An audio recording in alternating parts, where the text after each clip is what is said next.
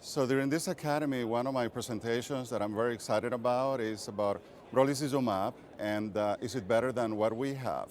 And the reason it is exciting is because of the news that brolucizumab was approved this week for the treatment of age-related macular degeneration that is wet. And the label for treatment is going to be monthly injections for 3 injections, 6 milligrams of brolucizumab, and then injections every 8 to 12 weeks of 6 milligrams of brolucizumab. And there are already plans to study diabetic macular edema, retinal vein occlusions, and diabetic retinopathy. Now, how did we get here? So this is the topic of my presentation. I'm going to present the studies, Hawk and Harrier. So the results were what led to the approval by the FDA. The results are very interesting because it's a non-inferiority trial comparing brolucizumab to aflibercept. So internationally and nationally, US and many countries around the world participated in these 2 trials, and the comparison head-to-head demonstrated that brolucizumab was non-inferior to aflibercept at the primary endpoint, which was at 48 weeks.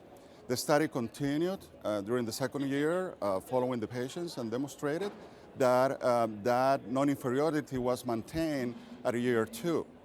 At the same time, the OCT were looked at and studied, and central subfield thickness was superior on patients treated with brolucizumab than aflibercept. And this is very interesting. Patients had less intraretinal fluid, less subretinal fluid, less sub-RPE fluid treated with brolucizumab compared to aflibercept. So one of the most exciting parts of the results is durability. Patients were able to be treated every 12 weeks. In more than 50% of the cases, they were maintained on that regime interval every 3 months. And of those 50% during the 1st year, during the 2nd year, those patients were maintained, more than 75% of the patients were maintained on that same Q12-week interval. So that's an unmet need because we know that we need to treat our patients with what we have so far very frequently to maintain the gains in visual acuity. Frequent injections, frequent monitoring visits, with something that lasts longer, we're going to be able to maintain the visual acuity of these patients with less injections and less monitoring visits. This is something that we needed. So this is the breakthrough. So in summary, is this better than what we have? Well, to be fair, this is a non-inferiority trial. So in terms of effectivity, it is similar to aflibercept.